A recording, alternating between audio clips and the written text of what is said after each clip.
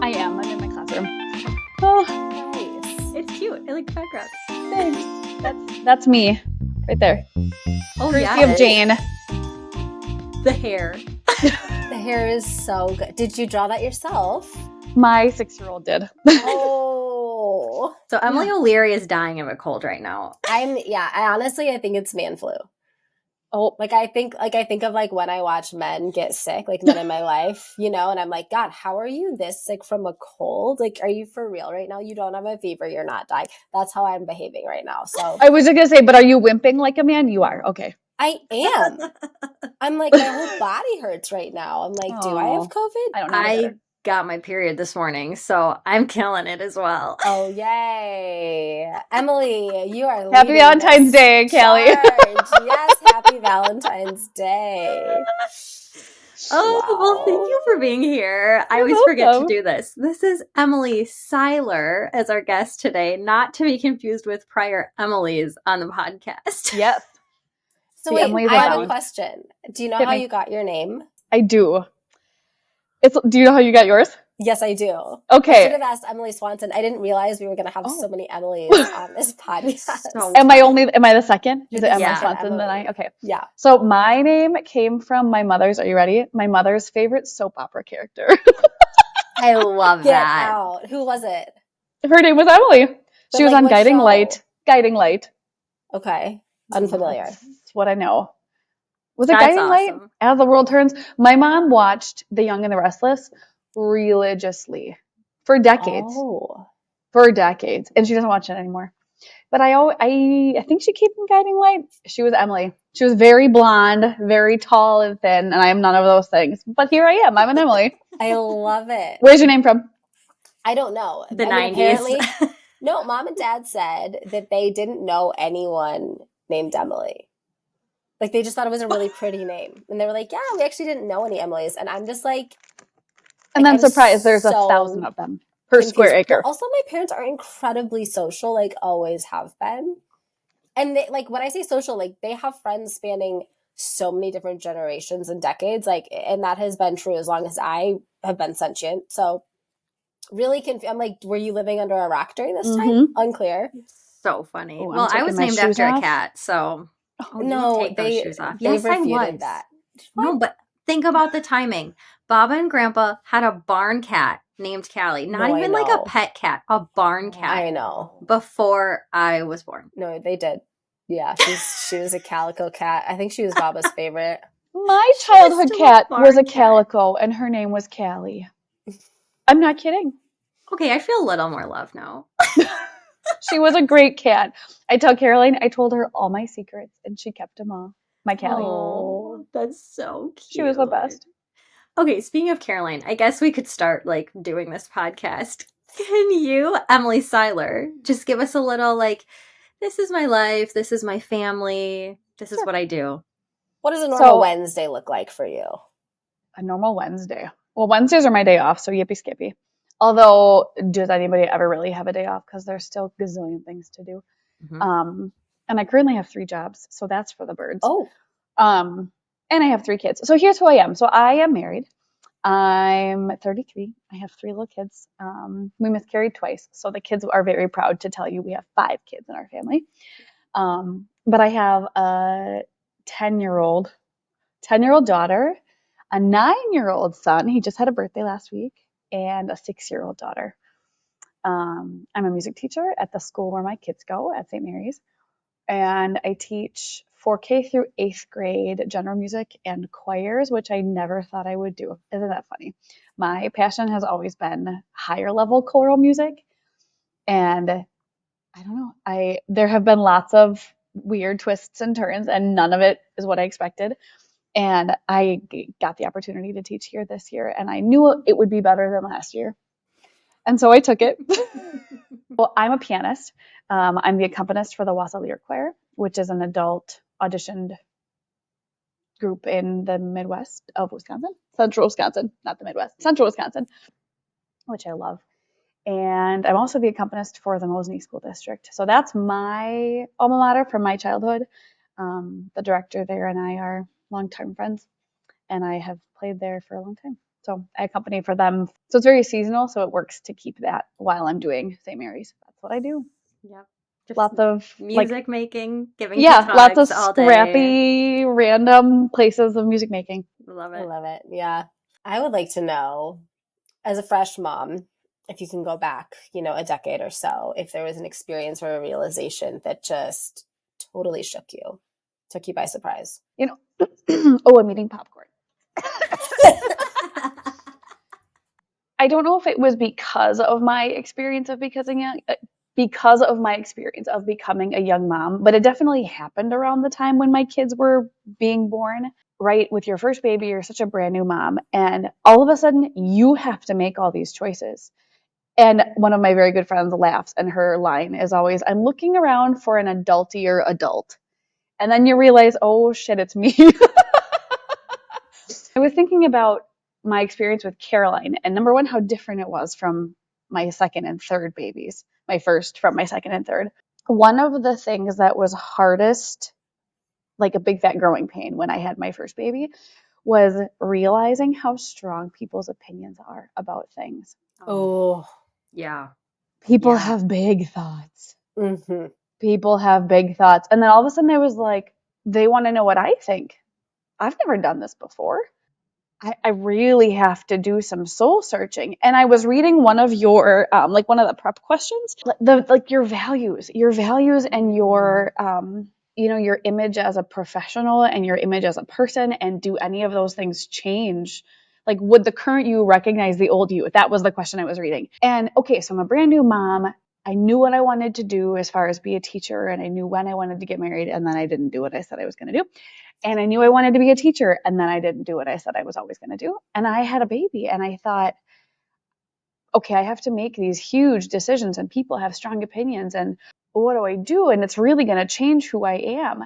And the biggest thing I thought about this morning when I was thinking about you guys was nursing. So this is a really interesting story. My mom did not nurse my sisters and I. She grew up very wealthy and then married my dad, who was dirt poor. He was one of 10 siblings. His dad was a coal miner. And so my grandpa was a coal Wow. miner, and my grandma, his mom, stayed home with 10 kids. And they didn't eat. They would take baths. My dad just told me last week they would take baths in the creek down from their house. I mean, they just had nothing. And they married each other, my mom and dad. And it was very difficult for my mom. And we have since learned, like when I had my babies and I was nursing, my mom was so uncomfortable and it was so hurtful. She was very rude and very uncomfortable around me nursing. And it was really hard. And I'm like, I need someone to tell me how to do this. And I need someone's support. Come to find out, it was seen as a status symbol if you could afford formula. Oh, wow. Huh. Isn't that wild? Yeah. It was, it showed that they could afford something, that they had money. So they chose to formula feed. And that, I don't know, it was just it had a huge impact on me as I'm looking for support, and people have big opinions, but you don't necessarily know the stories behind their choices and their opinions. The big revelation I had, all of that to say, long story long, all of that to say is the big revelation I had around the time when my kids were born is it was like this big mindset shift to assume the best in other people. Oh.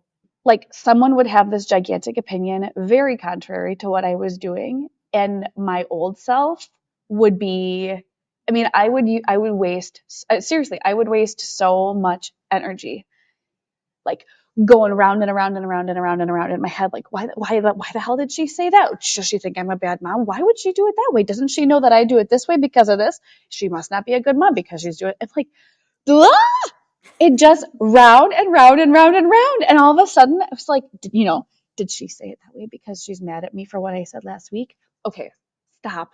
The new me says stop. Assume the best about her opinions about my opinions or whatever, about what she's saying about what I'm doing.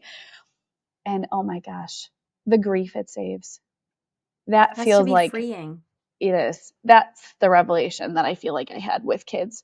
is everybody makes the best choice they can make in the moment with what they have. Mm-hmm. And there's stories behind it and you just don't know. And they're also likely not even thinking about you, truly. They're having a reaction to their experience of you, but the reaction is coming from their stories that they tell themselves, their experiences. Isn't that wild? It just is. And I'm still working on it. Like, I know that to be true. And I think you and I probably had conversations about this last year, but it's still a work in progress for me because I will have a gut reaction. Like, what, and yeah, it's hard. It is hard. I'm so fascinated by your choice to breastfeed. When it honestly, I mean, my breastfeeding journey, I think, was pretty standard, not difficult. Like, we had a little tongue tie to fix, and then I wouldn't say it was perfect, but it was fine, workable, no major problems. Did it hurt like a son of a gun when you started? The first 6 weeks. Great. Awful. Yep. Awful. But that's normal. Again, my point is, but nobody tells you that. Normal breastfeeding. It's supposed to be easy. Oh God, no, it's so and they freaking know what hard. they're doing. No, oh my God. So much work to breastfeed. Get out of here. Yeah, that's never easy. Even now, like, I'm still sore sometimes, especially these cluster feedings, whatever. So I'm curious, you didn't have that in your background. What made you A, choose that, and then B, have the conviction to, dig a little deeper in yourself and gain this realization that, it really, you needed to assume the best about your mom even. Like, how powerful is that? I mean, this is such a lame answer. I just keep thinking it just felt so logical. Yeah. No, why is that lame? It's so simple. Sometimes the best things are simple. Right? I don't know. Our bodies are built for this. Yep. And so, Emily, I had 2 home births. I don't know if you know that. I didn't know that. Oh, let's go. Okay. So just buckle up because we could talk about that for a long time. It's my favorite. Kelly and I are both junkies. I listened to your episode where you are not a junkie. So that makes me laugh. But I don't know. I've always been crunchy. And so I am a black sheep in my family. My mom and 2 of my sisters are in the medical field. And I am a teacher and a musician. And I've always had terrible anxiety in hospitals. So, right, why would you leave your comfy place? I'm like, I don't want to go to a hospital if I don't have to go to a hospital. I want to stay home and eat what I want to eat and be in my pajamas. For the love of Pete, my husband and I played cards till I was 5 centimeters with my son's labor. Like, amazing. This is not an emergency. It's not inherent. I mean, can it be? Yep, I know that pretty well. But it's not inherently an emergency. And the more I learned about midwifery and their model of care and their approach, and then I met our midwives, women deserve this. Women deserve care as caring and personalized and calm as these wonderful, fabulous women are. And B, why would you want anything else? I don't know. We could go down the rabbit hole a really long ways. Son of a gun, these people are going to know my name. These midwives in my house are going to know my name rather than me being a name on a chart that nobody gives a rip about. I don't remember why we're talking about this. You would talk. So you were saying black sheep of the family because you chose to nurse, even though that's not what your family did, and then you also chose to have 2 home births, even though you have like an OBGYN sister. And I do. So Emily, I'll tell you, Emily O'Leary. So I had 2 home births, and then with our 3rd baby, my water broke and I never went into labor. Oof. And we were trying all the things, and I never went into labor. And I had to go into the hospital to be induced, and I was pissed. I was so pissed. I cried the whole way to the hospital. Oh. And that's like the beans of the story. It ended up so much worse. So I went to the hospital, had a terrible induction. They actually gave me an overdose of Pitocin because it wasn't working. Oh. And I hemorrhaged postpartum, and they could not stop my hemorrhage. And took me into surgery and tried multiple things to stop the bleeding and couldn't, and had to do a hysterectomy to save my life. Oh my goodness. And I can't imagine. That was life-changing for you in a lot of ways, right? But when you were saying, like, how does your life look like now compared to what you thought it was? That's what I thought of for you, just knowing you, because you wanted, a bazillion kids, right? And like, what are some of those things? I guess it could be kid related or not, but you got married younger than you thought. Like, what are some of those things that you just thought would be different? All of them. I did. I got married the day before I turned 20. What's up? Whoa. My husband and I met and quickly figured out that we wanted to get married. But I told him, I said, I want to marry you, and I have never wanted to be married before I was done with undergrad. So I don't want to get married yet. And the joke is that I looked at him again, and then I said, oh, okay, never mind. So anyways, so I Let's did. I got go. right. Let's just freaking go. Why are we waiting? So I did. I got married really young, and then we wanted a big family. We wanted 8 kids, Wow. and 8, you'd put a number on it. yeah, and it wouldn't have to be Wow. 8. We used to laugh initially when someone asked me. I I will always remember the first time someone asked me. I said 6, and then out loud, I had this whole conversation with myself, being like, "Well, why is it just 6? Why not 8?" You know? And I have so Mark has a cousin and his cousin's wife that are married. They have 6 kids. Is Mark your She's husband? Mark is my husband. So Mark's cousin and his wife have 6 kids, and she's hilarious because she gets questions all the time, like, "Don't you know what causes that?" And her favorite thing to say is, "Yeah, and we're really good at it." So it was like I was all excited, and we're Catholic, and the idea of this big, beautiful, boisterous, loving, polite, wonderful, faithful Catholic family, it's like, oh, this is us. Like we are ready. No, no, we're really not, because who's ever ready? But like this is what we're gonna do, right? We're gonna homeschool. We're gonna just have this big, wonderful family. And I have a ton of extended family. So growing up, I'm like, that's what I want for my kids. I want tons of cousins and brothers and sisters. And my dad is one of 10. And I just thought there's so many beautiful things that you can't learn if you don't have a big family, right? All of the Hmm. constant being around people, but giving them space and sharing and all of the things. I don't know. I just had this beautiful image in my head of what our gigantic Catholic family would be like. And then Jane was born, and we aren't able to have more kids. And you guys, it's been really hard. There are so many dreams that I had for myself that I fit into before Jane was born that I no longer feel I fit into. Hmm. And it's been a lot of, okay, now who am I? Now what do I do? Because I feel like I walk around with this. I had a hysterectomy in bold letters on my forehead. Who am I outside of that? That's been really hard. I just think fertility is so more difficult than I was taught to believe. Hmm. As a teenager, my mom was like, don't look at anybody or you're going to get pregnant. Like, don't, like, put a okay, you guys are going to love this. My mom's thing was squeeze a penny between your knees. Hello? Oh, like to keep them so locked. That's funny. Like, Whoa. it's a That joke. is funny. It's a joke, but that's what she grew up getting told is like, go on a date, but hold a penny between your knees. So I just had this wild, now it's wild. I didn't think it was wild then. I had this like fervent idea that immediately, as soon as a woman wanted to, she would be pregnant. I think a lot of us hold that actually. I mean, going back to sex ed in public school, Oh, it's like, like you see a condom on a banana and it's just like the fear of God is drilled into yes. you. Yes. And now we're in a fertility crisis actually as a country in a lot of ways. So many women that I know personally just really struggle. It's honestly more normal than not, anecdotally in my circle at least. Me too. And Um, I had no clue. And I yeah, did not ever expect to be in that group. So what did you do? Like, what did that process look like? Or is it looking like probably still to heal from that and find yourself? It's a big question. It is huge, you guys. It took me until Jane was 4 to go see a counselor. I was so mm, angry for such a long time. And I still get angry, not nearly as much. Um,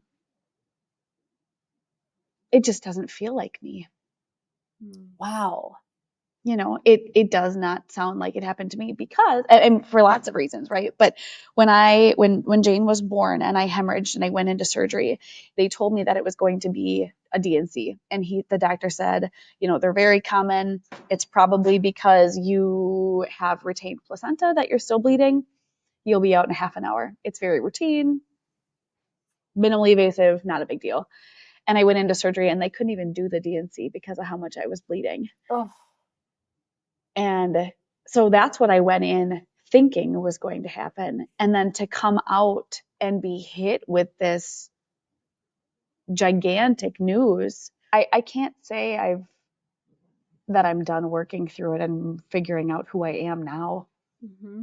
I still feel like I don't know. I still feel very pulled in lots of directions. I still feel like our dinner table should have more people at it. Wow. It has to be a really private and unique sense of grief in our country specifically, too. I'm thinking about this.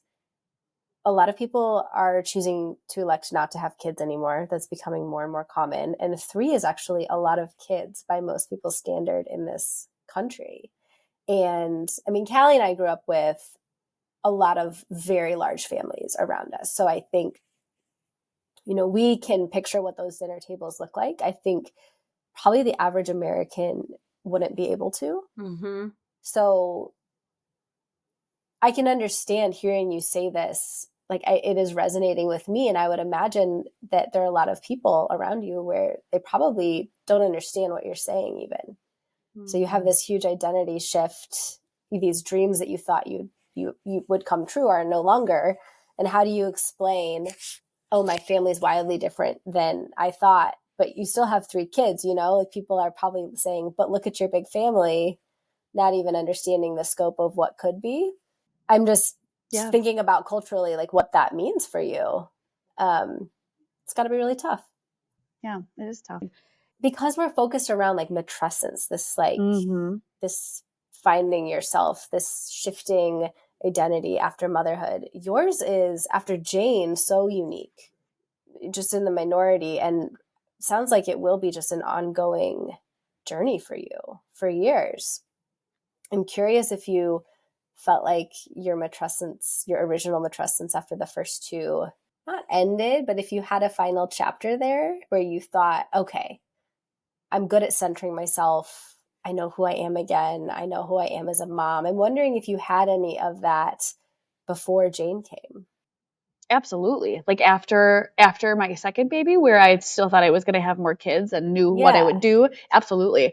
We were on the path to homeschooling. We had been homeschooling for just a couple of years. Our kids were little at that point, but that was sort of the group of people that we surrounded ourselves with. We were definitely in a rhythm of Mark was working outside of our house and I was home with the kids, and it was beautiful. We loved it. You have to like refigure it out with every brand new baby, right? But I feel like we had it figured out. We knew who we were and what we were going to do. And then after Jane was born, I mean, I said for years, I'm like, I don't know who I am anymore. That December when she was born at the end of November, and I'm a musician. So for December, my whole month is music. I did not do any of the music that I typically do that December. Not only because I had a newborn, but I could have done a lot of it in a typical year, typical birth. But I lost so much blood that I had no endurance. Yeah. Sounds like it was kind of cataclysmic versus after your first. Oh gosh, yeah. Yeah, without a doubt. These are the things we just don't talk about. And thank you so much for sharing. Oh, you're welcome. That's a lot. That's a lot to put out there. And it's a lot for me to hold, having just met you. I'm like, oh my gosh, this woman, this family. So thank you for sharing. I'm sure there are a lot of people who need to hear it. It's unique. And I hope that some women listening feel less alone. It's lonely because it's so unique. Mm-hmm. So I feel like I've done a lot of good work with my counselor, where it doesn't feel like it's the only part of who I am anymore. And if I focus on it, I can feel that way again, that it's as big and horrible and all encompassing as I used to feel like it is. I don't feel that way anymore because I work really hard not to. But it felt for a really long time like if I'm not vocal and upset about this, then it doesn't matter. And that's the farthest thing from the truth. So I want people to know this matters to me. Mm-hmm.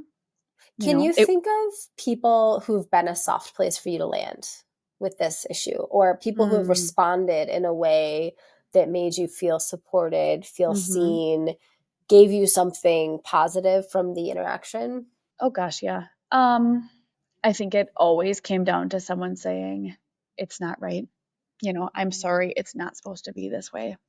I would get really upset with Mark for a really long time because his phrase in his pocket that he would always come back with is, Emily, we can't do anything about it. We can't change it. We can't change it. I was like, I know we can't change it. That doesn't make me feel any better, you know? But I hate to say it, he was right. You know, eventually I was like, that's the truth of it. Why, again, spend so much energy and so much stress going round and round and round and round and round and round and round about why this happened? I'm just thinking about you, and tell me if I'm wrong, but like you just love to nurture and love, especially on little people. Like that's just, you see a baby and your whole face lights up. Have you always been like that? Yeah. Okay. So like that's you, and you want all these kids, and then you can't have any more biologically. Like I wonder if that's a big part of your identity crisis, is just that you felt like you couldn't nurture as many as you want. Like, Yep. you just had all this nurturing to give, and where does it go now? I still feel that way. So has teaching helped with that? Probably. I don't know. That's interesting. I was just thinking at looking at your blackboard while you were saying that. Like you have all All my these little pictures. humans now. Yeah. It's an interesting thing. Yeah. Keep us posted. I want to know reoccurring wins, joys. Let's pick this baby up because we waited in some hard and really important things. But what brings you joy? What are some of your biggest wins as a mom? While you're thinking, how about, does this bring you joy that I'm literally wearing like a finger condom? Okay, I've been staring at it this whole time, being like, "What is she well? What do you have going on?" Yeah, what do you have going on? I just like had a paper cut from a cardboard box, so it's like a bad paper cut. Oh, thick boy. But my fingers have just been bleeding all winter, so I finally just bought these straight up, and it doesn't help that it's literally my bird has a finger condom on it. I've been watching it. I'm like, does she need to cook for the masses? I don't understand. It's just a cut, and I'm tired of it opening. All right. It's off my chest. I am wearing a finger condom. You cannot edit that out. Yeah, it's horrible. I'll post a visual. I've not been able to stop staring at it. So I mean, like, sincerely, thank you for clearing the air. You're welcome. God. I thought I should. To text you on the side and be like, hold, what? I know the conversation was too serious for me to break into that. But okay, joys and wins. I get a kick out of hearing my kids repeat things to each other that I've taught them. Oh, yeah. That's right? Funny. When my Caroline mothers her brother and sister, and part of me is like, oh my God, I'm creating a monster. The other part of me is like, yes, you tell your brother to push in his chair, or whatever it is. I don't know. We are big readers. This is really silly. I don't know. We're big readers in our family. And my third grader has the most AR points in the whole school. So when you say your whole family are readers, what does that look like? Is it like family reading time? Is it you and your husband reading to the kids separately? Like, what do you mean? Like family culture wise, what does that look like? There are books all over the place. I love We don't it. have books. We don't have enough bookshelves. Actually, Kelly, you should see. We're about to get new bookshelves. I can't wait. We love to read. Frequent trips to the library. I used to do lots of reading out loud. We're reading The Secret Garden out loud right now. Oh, love that one. It was so good. So good. Mary just has Dickon in the garden for the first time, and they haven't met Colin yet, and I cannot wait because my kids are gonna love it. Oh yeah, Caroline thinks there's a romance coming. Speaking of having created a monster. Okay, I haven't read that book in a long time, but aren't they like 10? Oh yeah, there's no romance. My daughter is just a lover. Oh God, that's incredible. Okay, so you love the reading. I love to read out loud. My kids love to read to themselves. Do you do the voices or? Oh yeah, nice. Well, you gotta. Well, I don't know. A lot of people don't. Yeah, I don't understand that. Okay. Well, I think a lot of people feel incapable, so you innately just have the gift of. Okay. I love. Yeah, no, I get stressed. I'm like, that was the stupidest thing I've ever done. After I do it, and I'm like, no more of that.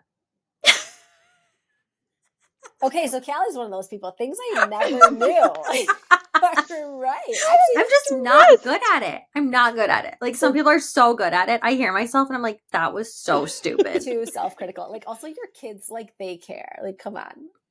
Well, when Kevin's really good at it, Oh. Is he? I mean, he's just like way more creative. Goofy. Okay, sorry. Back to you. I'm Okay, I have a gonna be question. watching now. Next time you read a kid to your book. Oh, I'm gonna be Read so a kid to your stressed. books. Wow, my brain. We are thriving. Oh We're my thriving God. today. What makes you feel valued or beautiful as a woman? Oh, I just got blindsided. I don't know. As I eat my popcorn. Eat that popcorn and think about it. Do you want to circle back? Because I have another question. Yep. Okay. Get that percolating. Sorry, Put it Callie. on the back burner. Let's Get multitask. percolating. I'm going to want your answer to that. Oh, yeah. But I also want to know, we've talked a lot about you shifting identity after Jane and the things that you lack or the things you felt disappeared or that weren't yours to own anymore. I want to know throughout this whole journey of motherhood, what new traits you have that you didn't have before. Anxiety and impatience.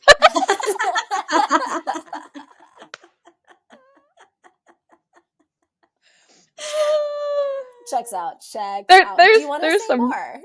Right? There's some real content for you.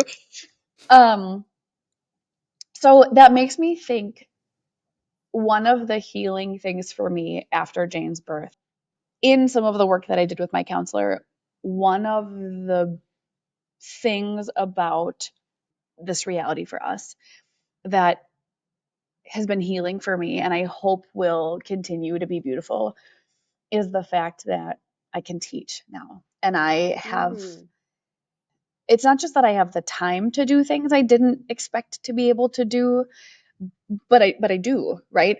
I am now the accompanist for the Wassailier Choir, which maybe I would have done had we had 8 kids. Maybe I wouldn't have been able to do it. But it's healing to me. And so this isn't necessarily a trait that I've had now that I have kids, but kind of back to Jane. It's healing for me and gives me hope that there are other ways I can give my gifts back to God that I wouldn't have been able to do had I gotten what I wanted. Sure. Isn't that interesting? Into a whole community. I get to pour myself into other places. I don't know. You are giving yourself to a lot of people. I just thought of this. Emily Cihlar is the one that introduced me to the song The Mother, the Brandi Carlile song. Oh, yeah. Yeah. I think we were just sitting in our office when we taught together for a year, just like crying in the office, listening to The Mother. It was so great. Brandi hits on any day. That song. Oh, yep. So good. I went to see her in concert at the Big Top Chautauqua up in Bayfield, and it poured and thunderstormed so badly, and it was amazing. We were drenched. Was it an outdoor venue? Oh, yeah. Okay. I mean, honestly, like on Lake Superior. And then I went to go see Pink with my mom, and that was a whole nother thing. Just as great. I've never been so drunk in my life. I mean, that's the place to do it. Pink, 90s, let's go, early 2000s. Yeah. God, it was so much fun. You have continued to do a lot of traveling. I mean, is that one of those things that just like really helps you feel connected to yourself? Or what's the, how do you find the motivation? How do you continue to make that a priority with small kids?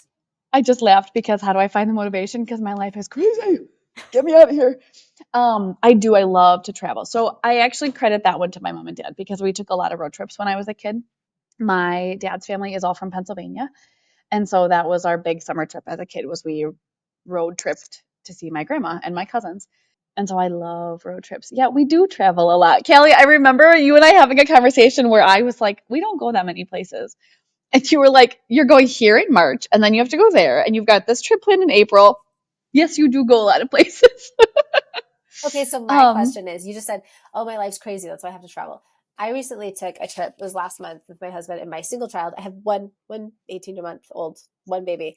And it was the first trip we took 18 months. He's fun. He's in a fun phase. That is so fun.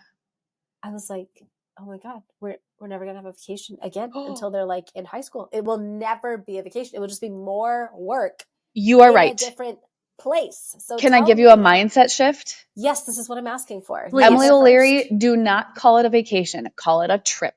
Mm-hmm. Okay, that's what Kyle Girl, Unless my you're husband going with said. just you and your husband, Yep. it's not a vacation. Okay, but Because you it do is a that damn too. lot of work. What? But you do that too. I actually think, like, when we talked together that year, you went on more trips with just you and Mark, and that's what I'm most impressed about. It's getting harder. I Mm. just went, okay, here I am to tell you you're right. I was in Alabama last week for 5 days. Oh, Yes. beautiful. Can't lie. So my mom and dad are brand new snowbirds, and my mom invited my sisters and I to come to Alabama for a week, and I'm the only one who took her up on it. I was like, my January was crap because I had 3 kidney stones the size of Texas and had to have surgery to have them removed. So am I going to come down in Alabama Cool. in February? Yes, I am. But what's getting hard is I went alone because had Mark and I gone, we'd have to find someone to watch the kids who can get them to school. You Right. guys, Yeah. that is not easy. Just go on trips when they're itty bitty and take them with you. Is it a damn lot of work? Yep. It's not a vacation. It's a trip. So what does the Here, trip do to you? Like, what does it do to your brain that you like? Because if you're taking the work and you're moving the work somewhere else where it might be more work because it's new, what's the upside? We're looking for some motivation. she's just crazy. We don't know. What a terrible answer. I don't know.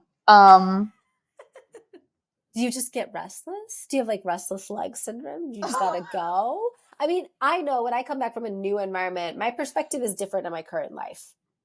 And that is Beautiful. always a positive.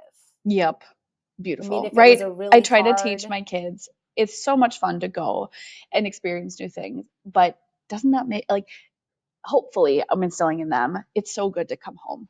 Like what a gift that we have this to come home to. And I can't say I'd be lying if I said that was the purpose of us traveling. I don't know. I just, You just love it, so you do it.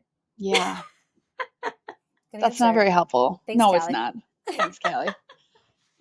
It's really funny because I definitely am too busy, too much going on, but I do it to myself and I can't seem to stop. So Well, I just love it. I don't know. I think I love having stuff going on, man. That's a terrible answer. Don't use any of that. it just seems to be the way that you are and the thing that you need to do. We And just just to, love like, road trips. well, I think Yeah. the interesting part with you is that you, like, had this vision of having 8 kids, but you're someone that also is very quick to say, like, I deserve to go to Alabama for a week and leave my 3 kids. I'm gonna go. You know, that's the dichotomy for me with, like, listening to your story that is fascinating because you Here's really the have shout stayed out. true to what you need. Here's the shout out. Guess why that's possible? My husband is the best. That's phenomenal. I love that for you both. Yeah. He's the best. A I lot of mean, he women have just, terrible husbands. A lot of people have yes, great husbands. A lot of people have mediocre yes. husbands. But I think it's honestly down to the woman in many situations choosing whether or not to prioritize herself and her needs. So, I mean, if you have a terrible husband or a terrible partner, it's going to be really hard for you to be confident in anything moving forward when you're gone. I understand that being a barrier to that. But I Right. mean, plenty of women with phenomenal partners still struggle with this. It's really common for moms To feel like we can't go away. Mm-hmm. to Oh gosh, even, yeah. prioritize what you want or what you need. Can you share what's going through your head when you are saying, yeah, you know what? I do need to go to Alabama for 5 days, actually. I don't mean this the way that it sounds, but I don't say it that way. I'm like, it's just an opportunity and we can make it work. And I will be less of a cranky bitch when I come back because I spent a week on the beach. So guess what? Everybody wins. That's math. I mean, that's Like just math. I had kidney stones in January and December and they were off the charts. One of the reasons that I went to Pennsylvania is because my dad's brother from Pennsylvania was coming down to visit. I think lots of it is family based. I am just such a people person. Like, why is traveling so much a part of who I am? Because we stop and see all of our loved ones that are around the country when we travel. We build in 2 days with this cousin and then we travel a little more and then we get to see a friend for lunch and then we make it all the way to Florida. We make our memories, we do our thing, we go a different direction on the way home and stop and see this cousin and then we are home and look at all the love we just filled ourselves with. You know, that's kind of what our trips are. I don't know how we design them, but yeah, going to Alabama, the biggest reason I went is I got to see my uncle from Pennsylvania. Yeah. Yeah. And then I had a terrible January. So then I was like, whoop, Here I go. what a great timing. I What love great it. timing. I do I'm too. Good for trying to you. be more like that. Yeah. Oh, It's a good you way to can do be. it. Okay, you ready? What makes you feel beautiful? Well, it makes me feel beautiful. Or valued if that's easier to receive. If this makes you feel better, Oh, every woman has struggled to answer this question. really? Yeah. Yeah, we've had 2 male guests. Do you remember what Kevin's answer was? No. I'm trying to remember. But Kyle's was sex right Yeah, away. Kyle immediately was like, sex. I was like, okay, checked out. But Kevin also answered right away. Yeah, no problems. Women are the ones who are just like, am I allowed to feel beautiful? Do I know when I feel That's that weird. way? Like, it's an interesting, it's a doozy. It's the hardest question we ever ask on this show. When my pants fit well. Oh, Yes. phenomenal. Yes. Yes. And why is it so hard? It's so hard. Yes. And why is it so up and down? Up and down and up Like and down and up month and to down and up month? and down and up and down. Yeah. Oh, yeah. Yeah. I mean, love people that. track like the phases of their cycle, etc. I feel like we should have gene trackers for the month too. You know, Yes, like it goes along with your cycle. that goes along with your cycle because Oh my God. sometimes You're I want to so right. sign up. I want to go to an event or I'm trying to pack for a trip. I'm not going to try in everything for the trip I'm leaving on for that weekend, but I want to feel like a baller. And Then you got to try it all on. I've got to try it all on. I know. It's been totally different than it did literally 3 days ago. It ain't right. It ain't right. Just like mom's being able to get sick, it ain't right. Yes. Okay, this is cute. When I was in high school, my sisters got me, because I was so type A, hear that past tense? They got me this like pad of, it's like we'll go with it. It's like what to wear. And so it's like you plan out your outfit for like the next day. Okay, so like this is this pad of paper I got in high school or maybe even middle school. I hung on to that. I would have loved to know type A Callie in middle school. Oh, yeah. Anyways, I hung on to it. She's kind of chill middle school. It really developed in high school. I brought it to college with me, apparently, because I just found it. And the only page that is filled out is the top page. And it was from my friend Gabe. And he must have just like been in my room. I don't know. But it's something like just in big letters, you're beautiful in everything you wear. XOXO Gabe. Gabriel. That's just so cute. Yeah. Sweet Anyways, Gabriel. Yeah. Just thought I'd We share. hope he's a good husband someday. Maybe he's a good husband right now. Wherever you are, Gabriel. Yes, he will be. Are you a sweet husband? Yes. Love it. Well, thank you. That's hilarious. So much. This has been delightful. Thank you guys, so much. It's really fun. Emily, where do you live? Milwaukee. Oh, you do? Okay. I was thinking Madison. Now you can be on the rotation of their trips. Oh, yeah. We'll go for lunch. Sounds great. Love it. Oh, my God. Cool. Do you guys travel? I do, but not like you. Like, I love to travel, but post kids, we just don't travel that much. And it's so funny because I mean, I just think like when you're... It's a damn lot of work. Yeah. Yeah. Callie, I was listening to that episode you sent me. Callie Evans, I think, was doing an episode with someone. Oh, yeah. Send it to you, Emily Cihlar. You might like it. It was really good. But anyway, she basically has 5 kids and was like, yeah, we don't travel. Why would we travel? We don't travel. Like, we just don't travel. And I was like, oh, there's a modern woman. That's one perspective, I feel like we're in the day and age where you're supposed to have it all. And she's just like, it's not my thing. I think it just depends on the family. I think part of it is just giving our kids experiences. Yeah. I think that's a huge part of it. My dad grew up so poor, and yet I have to believe that we took trips as a kid because he was trying to give us experiences. And I'm so grateful for them and have so many good memories. And I think, you know what? Okay, here's a reasonable answer.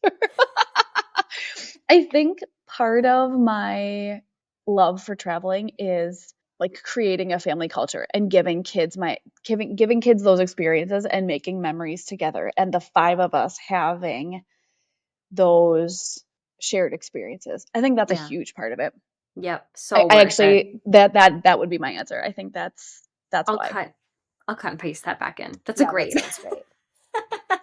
Well, that was like us as kids, right? Like mom and dad religiously took 2 weeks straight, like together, which I've only since realized that's kind of unusual to spend that much time as a family in a concentrated amount every single year. I know dad really had to fight for that depending on the job. but he did. Did you always go to the same place, or did you do something No. different? Like a different national always park camping, usually. and it was always, yeah, and we knew kind of like the drill. There were 4 of us, and at the beginning of the 2-week stretch, getting the tent out, getting the food ready, getting the firewood was kind of like you had to remember our roles. And like know when to be scarce. And all of that. And then, man, by the end of those 2 weeks, though, we were like a well-oiled machine. Oh my gosh, We'd pile out of the car, and like we knew our role, we knew our job, we got that site set up. That's so true. But that's so much a part of our family culture. So, yep.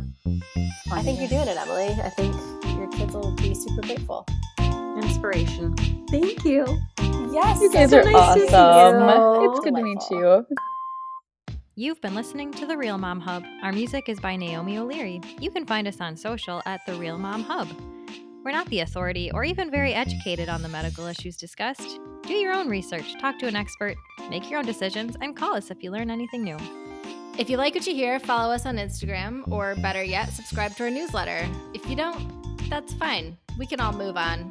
Our purpose here is community, so if we've resonated with you, tell a friend. Thanks for listening.